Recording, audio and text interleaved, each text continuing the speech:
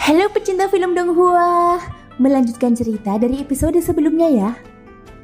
Di episode sebelumnya, di atas puncak gunung Xiaoyan dan yang lainnya menantikan kemunculan sisa-sisa purbakala. Di saat yang sama terdengar suara aneh.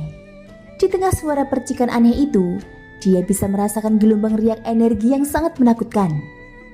Riak semacam ini luar biasa dahsyat. Itu seperti gunung berapi yang ditekan di keraknya. Ada semacam perasaan memancar yang gila-gilaan di dalamnya. Mata Xiaoyan menyipit saat dia melihat ruang yang semakin terdistorsi. Serang! Sisa-sisa purbakala telah dibuka.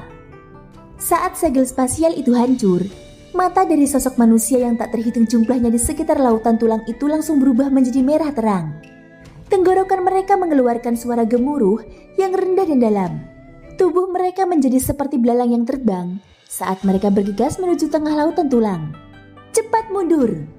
Dibandingkan dengan orang-orang ini yang hanya menyerang ke depan, ekspresi Xiaoyan berubah ketika ruang itu pecah.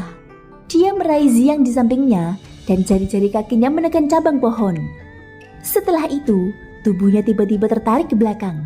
Dokter peri kecil dan yang lainnya juga bereaksi dengan cepat. Mereka segera mundur tanpa ragu-ragu. Sementara kelompok Xiaoyan mundur, ada juga sejumlah sosok manusia dari pohon-pohon besar di sekitarnya yang tiba-tiba mundur. Jelas mereka juga telah menemukan sesuatu.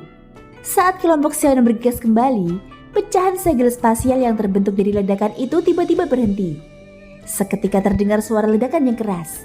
Kekuatan spasial yang liar dan dahsyat yang bahkan dapat membuat Dozun elit merasakan jantungnya berdebar. Menyapu ke segala arah seperti badai. Mereka yang paling cepat maju adalah yang pertama terkena serangan. Dalam sekejap mata, mereka ditelan oleh badai. Seketika teriakan memilukan bergema di lautan tulang ini dengan cara yang beriak. Riak spasial yang liar dan ganas memusnahkan orang-orang yang menyerbu di garis depan seperti sedang memotong gandum. Beberapa ahli di garis belakang juga akhirnya menemukan bahwa ada sesuatu yang tidak beres. Oleh karena itu, lautan orang yang awalnya menyerbu ke depan segera berbalik dan melarikan diri dengan cara yang menyedihkan. Lautan tulang tampak sangat kacau saat itu.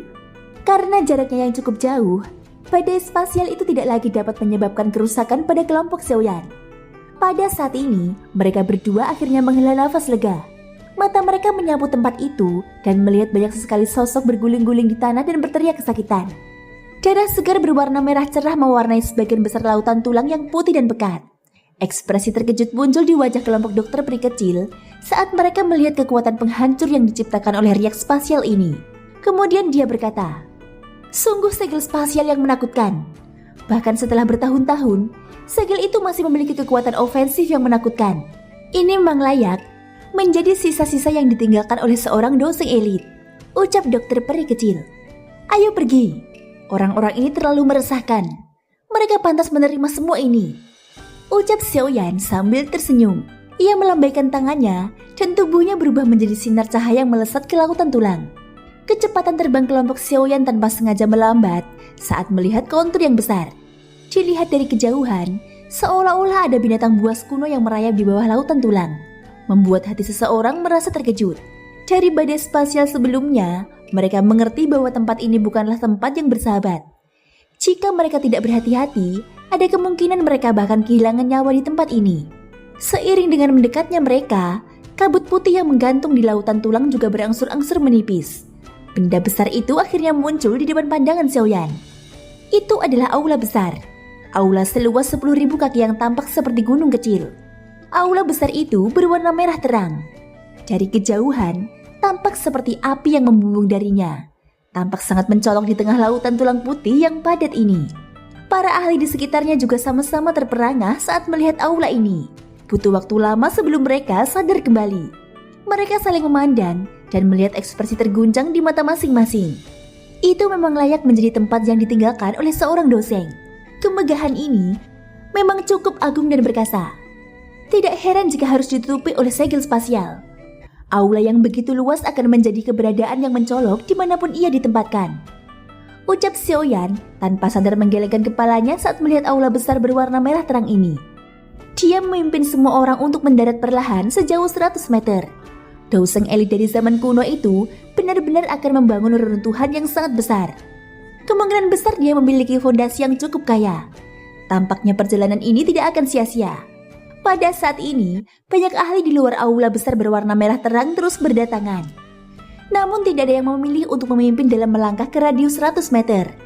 Mereka yang bisa tiba di tempat ini semuanya adalah orang-orang dari faksi besar atau yang memiliki kemampuan hebat. Tentu saja tidak ada yang cukup bodoh untuk menjadi orang yang memimpin kawanan saat ini. Karena orang-orang ini tidak terlalu meresahkan, Xiaoyan tentu saja tidak khawatir. Mungkin hanya orang bodoh yang akan percaya bahwa harta yang begitu kaya tidak memiliki tindakan pencegahan. Saat Xiaoyan menyilangkan lengan di dada dan menunggu dengan tenang, dia tiba-tiba merasakan sepasang mata dingin sedang menatap ke arahnya. Alisnya langsung terangkat. Dia mengalihkan pandangannya dan segera memfokuskannya pada asal mata dingin itu. Pemilik mata sedingin es itu adalah seorang wanita dengan pakaian berwarna-warni. Sikapnya yang anggun membuatnya terlihat sangat berbeda dari orang biasa. Rambutnya yang berbentuk burung ponik juga menambah kesan anggun pada sikapnya. Feng Qing'er, jari-jari Xiaoyan tidak dapat menahan diri untuk tidak saling bergesekan ketika melihat wajah yang dikenalnya ini. Tidak disangka dia bisa melihatnya di tempat ini. Banyak orang berkumpul di samping Feng Qing'er. Orang-orang dari pavilion petir angin ada di antara mereka. Pada saat ini, kelompok orang ini jelas telah menemukan kelompok Xiaoyan. Ekspresi dingin yang pekat melintas di mata mereka. Tatapan Xiaoyan menyapu kelompok orang ini. Setelah itu, mereka berhenti di sebuah tempat di samping Feng Qing'er. Ada seorang pria tinggi berambut putih mengenakan pakaian cerah di tempat itu. Pria itu berusia sekitar 30 tahun. Namun usia seperti ini tidak diragukan lagi masih muda untuk suku iblis surga poni. Pria berambut putih ini sangat tampan. Wajahnya yang selalu tersenyum membuatnya tampak seperti orang yang diberkati. Sekilas, orang bisa tahu bahwa dia bukan orang biasa. Qing'er, apakah dia orang yang kau katakan memiliki esensi darah iblis poni? Ucap pria berambut putih itu juga melirik Xiaoyan dan tertawa dengan suara samar. Iya, namun tidak disangka bahwa setelah tidak bertemu dengannya selama beberapa tahun, dia benar-benar mencapai kelas Douzun. Feng Qing'er menggertakkan giginya dan berbicara dengan enggan. Hehehe, Douzun ya. Setelah ini, kau juga akan bisa menerima warisan dari suku. Pada saat itu, bukan tidak mungkin untuk menembus kelas Douzun. Pria berambut putih itu tersenyum tipis dan berbisik. Adapun Xiaoyan itu, serahkan saja padaku. Terlepas dari apakah dia memiliki darah esensi poni iblis, kita akan tahu jika kita membawanya kembali untuk diperiksa. Bahkan jika dia telah menelan darah esensi, kita juga akan memiliki cara untuk memurnikannya dari dalam darahnya. Ucap pria berambut putih itu. Feng Qing'er mengangguk pelan. Meskipun Xiaoyan telah naik ke kelas Douzun, dia memiliki kepercayaan diri yang cukup besar terhadap orang di sampingnya. Orang yang terakhir telah menerima warisan lebih awal darinya dan sangat ahli dalam menggunakan kekuatan yang diwariskan. Dia dapat menduduki peringkat 10 besar, bahkan di antara semua generasi muda dalam suku iblis demon poni. Seharusnya tidak terlalu sulit untuk menghadapi Xiaoyan. Ada jalan menuju surga yang tidak ingin kau tempuh. Sebaliknya, kau memilih untuk menerobos ke neraka yang tidak memiliki jalan masuk. Jika kau tetap tinggal di dataran tengah, aku mungkin tidak dapat melakukan apapun padamu. Namun kau telah menyerahkan dirimu sendiri ke sini. Kalau begitu, jangan salahkan nona ini karena menerimanya. Kilatan dingin melintas di mata cantik Feng Qing'er saat dia tertawa dingin di dalam hatinya. Menghadapi tatapan dingin Feng Qing'er, Xiaoyan hanya meliriknya sekilas sebelum mengalihkan pandangannya. Dia bisa merasakan niat membunuh pria berambut putih itu kepadanya. Xiaoyan hanya sedikit terkejut saat pria itu mencapai kekuatan Douzun di usia seperti itu. Iblis surga ponik bukanlah binatang buas biasa. Karena memiliki garis keturunan surga kuno ponik, mereka juga memiliki banyak cara untuk meningkatkan kekuatan anggota suku mereka. Namun secara keseluruhan, kekuatan semacam ini yang diperoleh dengan mengandalkan warisan mereka, pada akhirnya memiliki beberapa celah jika dibandingkan dengan kekuatannya yang diperoleh dari pelatihan. Perbedaan semacam ini tidak terlihat jelas ketika seseorang melihat permukaannya. Namun beberapa petunjuk akan terungkap ketika seseorang bertarung dengan orang lain. Dengan kekuatan Xiaoyan saat ini, pada dasarnya dia memiliki keyakinan untuk menang saat bertemu dengan siapapun dari generasi muda selama itu bukan makhluk yang sangat tidak normal. Dulu hal ini terjadi pada Yi Chen. Saat ini, hal yang sama akan terjadi pada pemuda berambut putih ini. Xiaoyan mengalihkan pandangannya dari Feng Qing'er. Ia melihat sekelilingnya dan ekspresi di wajahnya menjadi sedikit menarik. Ini karena ia benar-benar menemukan sejumlah wajah yang dikenalnya dari berbagai faksi besar yang datang dari segala arah. Selain itu, ada sejumlah di antara mereka yang memiliki permusuhan besar dengan Xiaoyan. Pavilion Petir Angin, suku iblis surga Ponik, lembah sungai es, dan sekte Suan mendalam.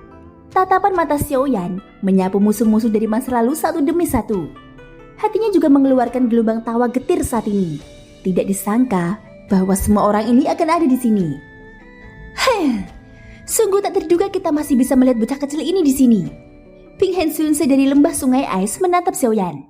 Ada kilatan dingin yang pekat samar-samar berkelebat di matanya. Saat itu, dia hanya bisa mundur karena dia takut pada klan Gu. Kalau tidak, kelompok Xiaoyan pasti sudah lama berhasil ditangkap olehnya. Saat ini, semua orang telah berkumpul di sini. Jika aku memiliki kesempatan setelah memasuki reruntuhan, aku mungkin bisa menyerang. Pada saat itu selama aku melakukannya secara diam-diam, bahkan klan Gu tidak akan bisa lagi mengamatinya. Ping Hansunse dengan lembut memutar cincin penyimpanan seputih salju di jarinya. Ada sedikit niat membunuh yang muncul di wajahnya. Itu benar-benar kasus musuh yang sering berpas-pasan. Dia benar-benar bisa bertemu bocah ini di tempat ini. Hei, tanpa perinduan menarapil, aku yang tua ini benar-benar ingin melihat bagaimana kau bisa melakukan sesuatu yang menggemparkan. Gumam kepala sekte Suan mendalam. Ekspresi ganas melintas di wajahnya. Meskipun orang-orang ini bersembunyi dengan sangat baik, niat membunuh yang samar-samar masih dirasakan oleh Xiaoyan. Dia mengernyitkan alisnya sedikit dan merasa sedikit merepotkan. Dia tidak takut jika hanya salah satu dari orang-orang ini saja. Namun jika mereka bergandengan tangan, keadaan akan menjadi sedikit merepotkan. Tidak disangka aku tanpa sadar telah menciptakan begitu banyak musuh. Xiaoyan dan dokter peri kecil saling bertukar pandang. Ekspresi mereka sedikit tidak berdaya. Awalnya dia tidak bermaksud menciptakan begitu banyak musuh. Namun karena berbagai alasan yang berbeda, dia akhirnya menjadi musuh dengan faksi-faksi besar ini. Ini memang sesuatu yang membuatnya merasa sangat tidak berdaya. Hei, Xiaoyan, kamu benar-benar di sini. Suara mengejutkan tiba-tiba terdengar dari jarak yang cukup dekat saat Xiaoyan merasa tidak berdaya. Xiaoyan terkejut. Ia mengangkat kepalanya hanya untuk melihat seorang wanita berpakaian merah menggunakan sepasang mata besar untuk menatapnya. Penampilan wanita cantik itu membuat Xiaoyan merasa familiar. Tang Huer. Pikiran Xiaoyan sedikit bergejolak dan segera mengingatnya. Alisnya langsung terangkat. Karena nona muda lembah api terbakar telah tiba, kemungkinan besar kepala lembah api terbakar, Tang Zhen juga akan datang. Mata Xiaoyan berputar saat dia berpikir seperti itu dalam hatinya. Dia segera melihat Tang Huer berjubah merah yang berada di samping Xiaoyan. Orang tua itu yang penuh dengan senyuman secara mengejutkan adalah kepala lembah api terbakar, Tang Zhen. Hehehe, teman muda Xiaoyan, sudah lama sekali kita tidak bertemu. Kamu masih terlihat baik-baik saja seperti biasanya, ucap Tang Zhen menangkupkan kedua tangannya sambil tertawa di depan banyak ahli di sekitarnya. Kepala lembah Tang, kamu terlalu sopan. Kamu telah menjadi lebih kuat seiring bertambahnya usia selama beberapa tahun ini kita tidak bertemu. Xiaoyan tidak meremehkan Tang Zhen saat dia buru-buru menjawab sambil tersenyum. Burning Flame Valley dapat dianggap sebagai salah satu faksi besar yang berperingkat lebih tinggi di dataran tengah. Tang Zhen juga seorang ahli yang terkenal. Tindakannya tentu saja akan menarik perhatian banyak orang. Oleh karena itu, Feng Qing'er, Ping Hansunse, dan yang lainnya tanpa sadar mengernyitkan alis mereka ketika mereka melihat pemandangan ini. Tidak seorang pun dari mereka yang menduga bahwa Xiaoyan akan memiliki hubungan seperti itu. Dalam waktu 2 tahun yang singkat, kamu tidak hanya menjadi juara pil gathering, tetapi bahkan telah maju ke kelas Douzun. Kecepatan yang cepat ini bahkan membuatku yang tua merasa malu. Ucap Tang Zhen bertindak seolah-olah dia tidak memperhatikan tatapan itu. Matanya menyapu Xiaoyan dan mendesah. Apa yang dia katakan adalah beberapa kata yang menyentuh hati. Ketika dia bertemu Xiaoyan untuk pertama kalinya saat itu, yang terakhir baru saja maju ke kelas Douzong. Namun saat mereka bertemu lagi, Xiaoyan telah berhasil maju ke Douzun. Kecepatan pelatihan semacam ini memang sesuatu yang tidak dapat ditandingi oleh siapapun. Xiaoyan tidak menanggapi desahan Tang Zhen. Dia hanya tersenyum, mengganti topik pembicaraan, dan dia tertawa. Apakah kembali lembah Tang juga datang karena peninggalan kuno kali ini? Ucap Xiaoyan. Sisa-sisa kuno cukup langka dan benda-benda yang ditinggalkan oleh seorang dosung elit bahkan lebih langka lagi. Karena sisa-sisa itu telah muncul, tentu saja aku perlu datang dan melihatnya. Ucap Tang Zhen tertawa. Pandangannya menyapu sekelilingnya secara acak. Dengan mata tuanya yang tajam, ia tentu saja dapat mengetahui bahwa sejumlah besar faksi besar yang hadir memiliki permusuhan terhadap Xiaoyan. Kemudian dia berbicara, "Teman muda Xiaoyan, situasimu saat ini sepertinya tidak begitu baik." "Ya, nasibku sedang buruk." Xiaoyan melambaikan tangannya dan berbicara dengan santai. "Hehehe, jika ada sesuatu yang kau perlukan setelah memasuki reruntuhan, kau bisa bertanya saja padaku. Saat itu, kau telah membantuku yang tua ini memurnikan pil bodhisattva api. Aku yang tua ini masih berhutang budi padamu," ucap Tang Zhen menjawab dengan lembut. "Kalau sampai tahap itu, aku pasti akan datang dan meminta bantuanmu." Xiaoyan tersenyum tipis dan mengangguk pelan. Alasan mengapa Tang Zhen bersedia membantunya menyinggung kelompok-kelompok besar yang kuat ini, sebagian karena bantuan dari penyulingan pil saat itu, tetapi sebagian besar kemungkinan karena identitas Xiaoyan yang lain. Seorang guru alkemis bintang 8 dan juara pengumpulan pil. Seorang guru alkemis adalah eksistensi yang akan diperebutkan oleh banyak faksi besar dimanapun dia berada. Bantuan untuk menyempurnakan pil mungkin tidak cukup bagi Tang Zhen untuk melangkah maju saat ini. Namun jika seseorang menambahkan status guru alkemis ini, itu sudah cukup. Xiaoyan di masa lalu mungkin tidak benar-benar dipandang oleh Tang Zhen seperti seorang ahli di generasi sebelumnya. Namun Xiaoyan saat ini sudah memiliki kualifikasi untuk dipandang serius oleh Tang Zhen. Tentu saja sulit untuk mengatakan apakah keadaan akan berkembang ke tahap itu. Meskipun banyak orang kuat yang saat ini memandang Xiaoyan dengan cara yang jahat, akan sulit untuk mengatakan siapa yang akan menang jika mereka benar-benar terlibat dalam pertarungan habis-habisan. Selain itu, semua orang ini ingin mendapatkan keterampilan Dao kelas Tian dari sisa-sisa itu. Oleh karena itu, tidak mungkin bagi mereka untuk terlibat dalam pertempuran berdarah dengan kelompok Xiaoyan sebelum mereka mendapatkan keterampilan Dao kelas Tian. Bagaimanapun, mereka masih perlu menyimpan sedikit kekuatan untuk merebut keterampilan Dao kelas Tian. Jika Dao kelas Tian akhirnya jatuh ke tangan mereka, mereka akan punya lebih sedikit waktu untuk datang dan mencari masalah dengan kelompok Xiaoyan. Ini karena akan ada lebih banyak orang yang mencari masalah dengan mereka. Oleh karena itu, meskipun situasi ini tampak cukup berbahaya, itu tidak sampai pada titik di mana Xiaoyan perlu meminta bantuan. Xiaoyan tersenyum saat pikiran-pikiran ini melintas di hatinya. Dia mengangkat kepalanya dan menyapukan pandangannya sekali lagi ke sekelilingnya. Saat ini aula besar itu telah disempati oleh lautan manusia berwarna hitam. Berdasarkan momentumnya, tampaknya ada aliran manusia yang tak berujung berkumpul di sini. Meskipun demikian, tidak seorang pun berani melangkah dengan mudah ke dalam radius 100 meter dari aula besar itu. Bang! Kebuntuan semacam ini berlangsung selama sekitar 10 menit sebelum tanah tiba-tiba bergetar dengan cepat. Aula besar yang tadinya kosong tanpa aktivitas apapun, tiba-tiba mengeluarkan suara gemuruh yang keras. Seketika semua orang melihat pintu batu merah terang yang beratnya mencapai bertonton tiba-tiba terbuka perlahan. Sebuah terowongan hitam gelap terungkap di baliknya. Pintu masuknya sudah dibuka. Mata banyak orang langsung memerah saat melihat pemandangan ini. Beberapa orang tidak dapat mengendalikan diri. Mereka segera menggerakkan tubuh mereka dan muncul di luar terowongan dalam beberapa kilatan. Seketika, mereka menyerbu di tengah tawa yang keras. Lautan manusia itu langsung berubah menjadi riuh ketika mereka melihat seseorang memimpin jalan. Banyak sosok melesat cepat saat mereka menyerbu ke dalam terowongan. Melihat ke arah itu, tampaknya mereka takut harta karun di dalamnya akan direbut oleh orang lain sebelum mereka. Dibandingkan dengan kecerobohan orang-orang ini, kelompok Xiaoyan tidak melakukan tindakan apapun. Jika menerobos masuk ke sisa-sisa peninggalan Dao Seng elit semudah itu memang akan seperti permainan anak-anak. Kebenarannya memang seperti yang diharapkan Xiaoyan. Tak lama setelah sejumlah orang menyerbu ke dalam terowongan hitam pekat itu tiba-tiba berubah menjadi merah terang. Tanah keras itu perlahan terbelah. Setelah itu, semua orang melihat lava merah terang yang mendidih menyembur keluar dari dalam. Pada saat yang sama, dinding terowongan yang luas itu juga tiba-tiba menyemburkan banyak pilar api biru yang mengerikan. Siapapun yang menyentuh pilu api biru ini akan berubah menjadi tumpukan abu bahkan sebelum mereka sempat mengeluarkan jeritan yang menyedihkan. Perubahan mendadak yang tak terduga ini pada dasarnya telah menyebabkan orang-orang di dalam terowongan menghilang sepenuhnya dalam sekejap. Orang-orang yang hendak menyerbu masuk dengan tergesa-gesa menghentikan tubuh mereka karena terkejut. Namun mereka tetap terdorong langsung ke dalamnya oleh orang-orang yang menerkam dari belakang. Oleh karena itu jeritan tajam yang menyedihkan segera bergema.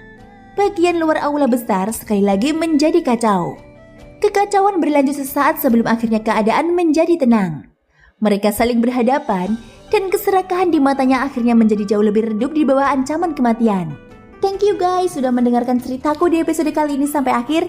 Ikutin terus kelanjutan episode-episode berikutnya ya. Semoga hari kalian menyenangkan. Sampai jumpa dan bye-bye.